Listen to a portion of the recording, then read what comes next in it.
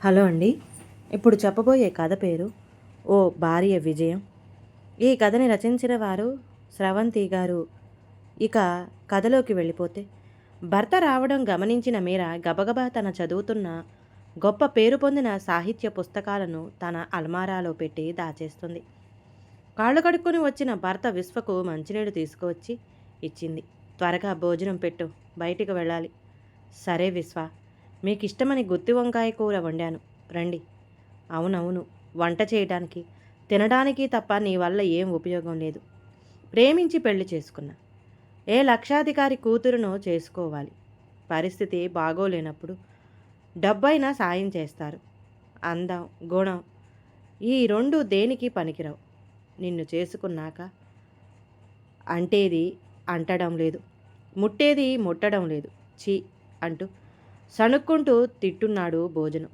రోజు వినే మాటలే కావడంతో మీరా కళ్ళు చివరే కన్నీరు ఆపేసుకుని విశ్వకు వడ్డిస్తుంది. మీరాకి పుస్తకాలు చదవడం, కథలు కవిత్వాలు రాయడం అంటే ఆసక్తి. అలాగే ఇంట్లోనే ఉండి ఎంబ్రాయిడరీ చేస్తూ కొంత ఆమె కూడా ఇల్లు నెట్టుకొస్తుంది. కానీ విశ్వకి అదేమీ లెక్కలోకి రాదు. ఇంకా ఏదో ఆశిస్తాడు తన నుండి. పోనీ ఏదైనా ఉద్యోగం చేస్తావంటే, నీ 10వ తరగతి చదివిన మొహానికి ఈ రోజుల్లో ఎవడిస్తాడు ఉద్యోగం? కనీసం కంప్యూటర్ కూడా రాదు. మాట్లాడితే మాత్రం ఏవేవో కథలు, కవిత్వాలు అంటూ రాస్తుంటావు. ఒక్క రూపాయి ఉపయోగం ఉందా వాటి వల్ల? పనికొచ్చేవి ఏమీ లేవు. కానీ పుస్తకాలు వేసుకొని కూర్చుంటావు.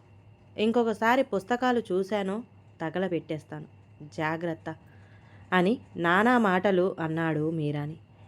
విశ్వ వెళ్ళిపోయాక మీరా దేవుడు మందిరం దగ్గర కూర్చుని, "భగవంతుడా, చిన్నప్పటి నుండి కష్టాల్లోనే పెరిగాను. స్తోమత లేక చదువు కూడా అర్ధాంతరంగానే ఆగిపోయింది. నిజంగా నన్ను ప్రేమించి నా కోసమే వచ్చాడు అనుకున్న వ్యక్తి రోజుకో రకంగా చిత్రవద చేస్తుంటే గుండెల్లో బాధ ఎవరితో చెప్పుకోవాలో కూడా తెలియడం లేదు. కనీసం నా మీద తనకి జాలి కూడా వేయడం లేదు. ఇంట్లో ఒక పని మనిషిగానే ఉంటున్నాను, కానీ తనకి నేనెవరో కూడా గుర్తులేదు అనిపిస్తుంది ఒక్కొక్కసారి. నన్ను ప్రేమించిన ఆ విశ్వ వేరు, నన్ను ప్రేమించకపోయినా పర్వాలేదు, అసహ్యించుకుంటే తట్టుకోలేకపోతున్నాను. డబ్బు లేని ఇంట్లో పుట్టడమే నేను చేసిన నేరమా?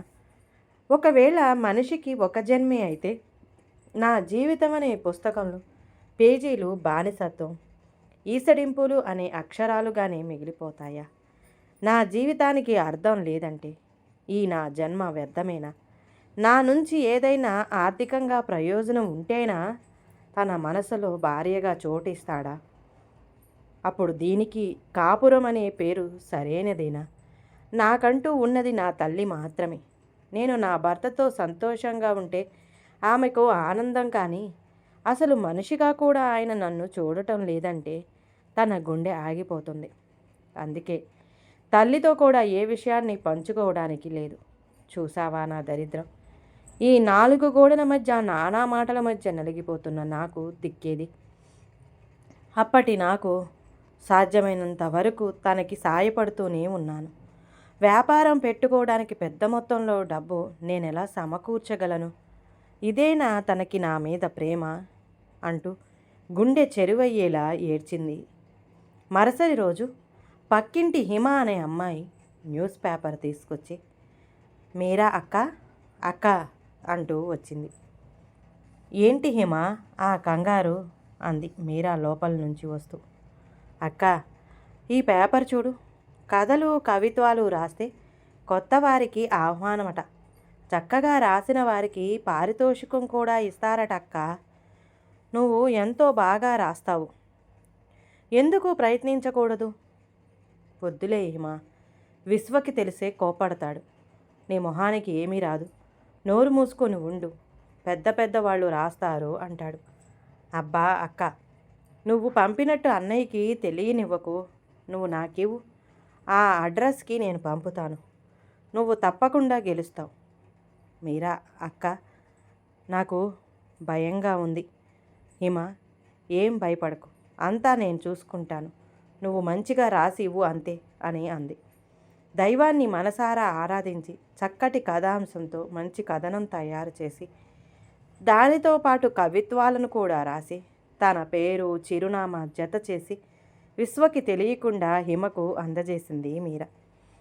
కొన్నాళ్ల తర్వాత మీరాకు ఒక పోస్టల్ కవరు వస్తుంది. ఆత్రంగా తీసి చూస్తుంది మీరా. అందులో, మీ రచనా శైలి అద్భుతంగా ఉంది. సాధారణ మనుషులు మనస్తత్వాలను చల్లగా తాకే మీ రచనా శక్తి అరుదు. మీరు మా పత్రిక తరపున రాయవలసిందిగా మిమ్మల్ని కోరుతున్నాము. మీ రచనల ద్వారా మా పత్రికలు మరింత ప్రజాదరణ పొందుతాయని ఆశిస్తున్నాము. మీరు అంగీకరించినట్లయితే మీ రచనలకు తగ్గ చెల్లింపులు కూడా చెల్లిస్తాము అని చదివిన మీరా మొదట దేవుడి మందిరం దగ్గరికి వెళ్ళి, నేను 10వ తరగతి వరకే చదువుకున్న కథలు కవిత్వాల మీద ఉన్న ఆసక్తిని నువ్వు ఈరోజు నాకు వరంగా మారుస్తావని అనుకోలేదు. నువ్వు నాకు తోడున్నావని నిరూపించావు. ఆ పత్రిక వాళ్ళు నా మీద పెట్టుకున్న నమ్మకాన్ని నేను నిలబెట్టేలా సాయం చేయి అని కంటి చెమ్మతో దైవానికి కృతజ్ఞతలు తెలిపింది మీరా. అలాగే హిమని పిలిచి విషయం చెప్పి, నాకంటే చిన్నదానివైనా నాకెంతో సాయం చేశావు హిమ అంటూ హిమ చేతులు పట్టుకొని కృతజ్ఞతలు చెప్పుకుంది. అలా మీరా విశ్వ ఈసడింపులు భరిస్తూ తను లేనప్పుడు రాస్తూ ఉండేది. అలా 6 నెలలు గడిచాయి. మీరాకు తను పత్రిక వారు ముందు చెప్పిన ప్రకారం ఆమె రాసిన వాటికి కొంత డబ్బు చెల్లించారు. మొదటిసారి తన రచనలకు వచ్చిన డబ్బుని దేవుడి పాదాల దగ్గర పెట్టి, నువ్వు రాసే ఈ పిచ్చి రాతల వల్ల ₹1 కలిసి రాదు అన్న విశ్వ మాటకు జవాబుగా, ఈరోజు వాటి వల్లే మా అవసరాలు తీరేలా చేస్తున్నావు. కృతజ్ఞతలు తండ్రి అని చాలా సంతోషించింది మీరా. భర్త రాగానే విషయం చెప్పాలని ఆశగా ఎదురు చూసింది కానీ ఎందుకో తనకి ఇంకా ఈ విషయం చెప్పకపోవడమే మంచిదనిపించింది. విశ్వకి డబ్బు మాత్రమే ఇచ్చి, ఇవి మా అమ్మా నాన్న పేరు మీద దాచిన డబ్బు విశ్వ, అవసరానికి వాడుకోమని ఇచ్చింది అని చెప్పింది. విశ్వ మీర చేతిలో డబ్బు లాక్కొని, నేను నిన్ను చేసుకున్న సాయానికి మీ అమ్మ నాకు ఇలాంటి కట్టలు ఎన్నిచ్చినా తక్కువే అన్నాడు. అయినా మీర ఏమీ మాట్లాడలేదు. అలా కొన్నాళ్ళు గడిచాక చిన్న వయసులోనే మీరా రచనలకు మంచి గుర్తింపు వచ్చి ఆమెకు ఒక సాహితీ సభ వారు మరింత ప్రోత్సాహం కొరకు సన్మానం నిర్వహించి మీరాకు ఆహ్వాన పత్రిక పంపించారు. మీరాకు సంతోషంగా ఉన్న విశ్వకి విషయం పూర్తిగా ఎలా చెప్పాలో అర్థం కాక చివరికి ఎలాగైతే డబ్బు వాటి వల్లే వచ్చాయని మాత్రం చెప్పకుండా గుర్తింపు మాత్రం వచ్చి సన్మానానికి ఆహ్వానించారని విశ్వకి చెప్పింది. ఓహో, నాకు తెలియకుండా ఇంత కథ నడిపావన్నమాట. తప్పుగా అనుకోకు విశ్వ, నువ్వెన్ని మాటలన్నా నేను ఎప్పుడు తిరిగి సమాధానం చెప్పలేదు. ఇప్పుడు కూడా నువ్వు మెచ్చుకుంటావని మాత్రం అనుకోలేదు. నన్ను అక్కడికి మాత్రం తీసుకువెళ్ళు ప్లీజ్. నీతో వెళ్ళాలని ఆశగా ఉంది. అదే ఆడదానికి గౌరవం కూడా అని జాలిగా అడిగింది. వీటికేం తక్కువ లేదు, సరే తీసుకెళ్తాను అని విసుగ్గా చెప్పాడు. ఆ మాటే చాలు అనుకుంది పాపం మీరా. సభ మొదలైంది. మీరా విశ్వాలకు ఊహించిన విధంగా స్వాగతం పలికారు. విశ్వ కొద్దిగా మనసులో అపరాధ భావం కలిగింది. మీరా విశ్వ వైపు చూసింది. ఏదో తెలియని కొత్త భావం విశ్వ మొహంలో ఆమెకు కనపడింది. ప్రేమికుడి నుండి భర్తగా మారిన తర్వాత ఇదే మొదటిసారి విశ్వని అలా చూసింది మీరా. ఆమె చదివింది పెద్దల మాట్లాడుతూ 10వ తరగతి కానీ తన మనసులో భావాలను కవిత్వంగా మార్చి అతి చిన్న వయసులోనే రచనలతో జనాదరణ పొందిన శ్రీమతి మీరా కుమారికి ఈరోజు మా సాహితీ సభ తరపున ప్రోత్సాహక సన్మానం ఏర్పాటు చేయడమైనదని, ఆమె మరిన్ని ఆదర్శమైన రచనలు చేయాలని కోరుకుంటూ శ్రీమతి మీరా గారిని మాట్లాడవలసిందిగా కోరుతున్నాము అని తన గురించి గొప్పగా చెప్పారు. సభలో అందరూ చప్పట్లు చరిచారు. ఆ చప్పట్ల మధ్య బెరుకుగా పైకి లేచి విశ్వాన్ని చూసి తడబడుతున్న అడుగులతో ముందుకు నడిచింది మీరా. మైకు తీసుకుంది. వెళ్ళు అన్నట్టుగా గర్వంగా మీరా వైపు చూశాడు విశ్వ. మీరాకు కట్టలు తెంచుకుని ఇప్పటి వరకు దాచుకున్న కన్నీటి ప్రవాహం ఈ రోజున ఆనంద బాష్పాలుగా బయటికి వచ్చేస్తున్నాయి. అందరికీ నమస్కారం అండి. ఇది నా జీవితంలో ఒక ఊహించని సమయం. సాహితీ పెద్దలకు నా అభివాదం. నేను రాసిన రచనలు మన నిజ జీవితంలో జరిగే వాస్తవాలకు సంబంధించినవి. ఆదరించిన అందరికీ హృదయపూర్వక వందనాలు. నన్ను అడుగడుగునా ప్రోత్సహించిన నా భర్త విశ్వ గురించి మీకు చెప్పాలి. ఆయన ప్రోత్సాహమే లేకపోతే ఈరోజు మీ అందరి మధ్య ఇలా నిలబడేదాన్ని కాదుగా.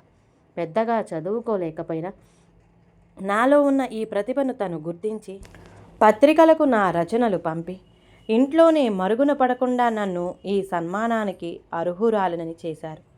ప్రతి భర్త ఇలాగే భార్య ప్రతిభను గుర్తిస్తే ప్రతి ఆడదానికి సొంత గుర్తింపు లభిస్తుంది. భర్త హేళన చేస్తుంటే భార్య కనీసం ఇంటి పని కూడా సరిగ్గా చేయలేదు. ఇంతకంటే ఏం చెప్పలేను, క్షమించండి అంటూ కన్నీళ్లు తుడుచుకొని పెద్దలు అంగీకరిస్తే ఈ సన్మానం నా భర్త చేతుల మీదుగా జరగాలని ఆశపడుతున్నాను అని కోరుకుంది. ఈ మాటలు విన్న విశ్వకి పశ్చాత్తాపంతో నిండిన కన్నీళ్లు వచ్చాయి. గుండెల్లో ఆనందం పొంగింది మీరాకు. నీ వల్ల ఏ ఉపయోగం లేదన్న భర్తే తనకు సన్మానం చేస్తుంటే దైవానికి వేవేల కృతజ్ఞతలు తెలిపింది. ఇంటికి వెళ్లే దారిలో విశ్వ మీరాని ఇలా అడిగాడు. నీకు నా మీద కోపంగా లేదా మీరా? నా గురించి ఎందుకు గొప్పగా చెప్పావు? నీ మీద కోపం లేదు విశ్వ. నా జన్మ మీదే అసహ్యంగా ఉండేది. కానీ ఈరోజు నా మీద నాకు విశ్వాసం ఏర్పడింది. నువ్వు ప్రేమికుడిగా ఎప్పుడూ ఓడిపోయావు విశ్వ. ఎందుకంటే ప్రేమకి బదులు నువ్వు నాకు బానిసత్వం మాత్రమే ఇవ్వగలిగావు. కానీ భర్తగా నిన్ను ఓడిపోనివ్వకూడదు అని అందరిలో నీ గురించి గొప్పగా చెప్పాను. ప్రేమికుడిగా ప్రేమ పంచలేకపోయావు. భర్తగా మాత్రం ఎప్పుడు ఈ పేదరాలిని భరించలేక నన్ను సాధిస్తూనే ఉన్నావు. నువ్వు నన్ను సహించలేకపోయినా నేను నిన్ను ఓడిపోనివ్వను. ఎంతసేపు నీ నుంచి ఏ ప్రయోజనం లేదు అంటున్నావే కానీ నీతో పాటు నేను కూడా ఉన్నాను అని మర్చిపోయావు. ఉన్నంతలోనే నేను ఇల్లు చక్కబెట్టాను కానీ ఏ రోజు నిన్ను అవమానించలేదుగా. నీకు ప్రయోజనం లేని నా ఇష్టాలు కూడా ఉండకూడదు అన్నావు. అది ఎంత అన్యాయం విశ్వ. నా ఇష్టాలు విడిచిపెట్టడం పెట్టి కేవలం ఇంటి పనులు చేసే బానిసగా మార్చావు. నా ఇంటికి నేను పనులు చేయడం బానిసగా అనుకోను. కానీ ప్రోత్సహించాల్సిన నువ్వే నాకంటూ రాయడం అనే ఆసక్తిని దొంగచాటుగా చేసేలా చెయ్యడం నరకం అనిపించింది. జీవితాంతం ప్రేమను పంచుతావు అనుకున్నాను కానీ బాధకి మాత్రమే గురి చేస్తావని అస్సలు ఊహించలేకపోయాను. నువ్వు మళ్ళీ నన్ను ప్రేమించిన విశ్వగా మారతావు అని ఎదురు చూశాను.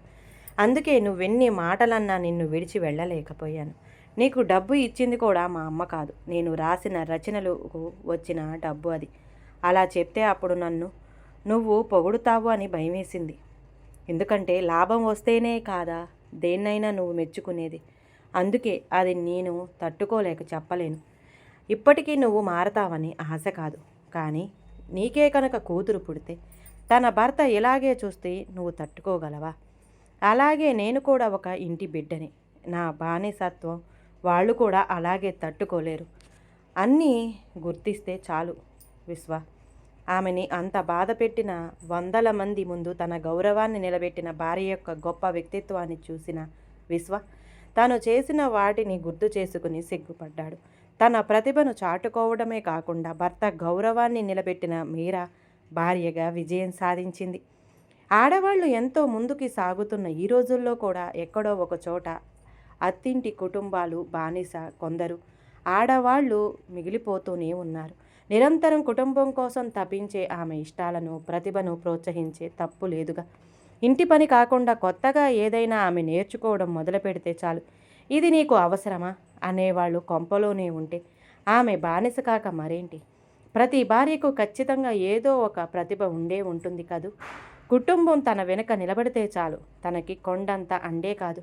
కొన్ని కుటుంబాల్లో భార్య బయటికెళితే అనుమానం, ఇంట్లో ఉంటే ఎందుకు పనికిరావు అని అవమానం. మొత్తానికి ఆమె ఎలా ఉన్నా మీకు ఇబ్బందే కాదు. మీరు చెప్పినట్టు వినాలి అనుకోవడం మంచిదే, కానీ మీకు నచ్చినట్టు ఆమె ఉండాలి అనుకోవడం మూర్ఖత్వం. పెళ్ళైతే ఆడదానికి జీవితం కొత్తగా అందంగా మొదలవ్వాలి కానీ తెరపడకూడదు. ఈ కథ కనుక నచ్చితే ప్లీజ్ అండి లైక్ చేయండి. అలాగే ఛానల్ని సబ్స్క్రైబ్ చేసుకోవటం మాత్రం మర్చిపోమాకండి. మీ విలువైన అభిప్రాయాన్ని కామెంట్ బాక్స్లో కామెంట్ చేయండి. అందరికీ ధన్యవాదాలండి.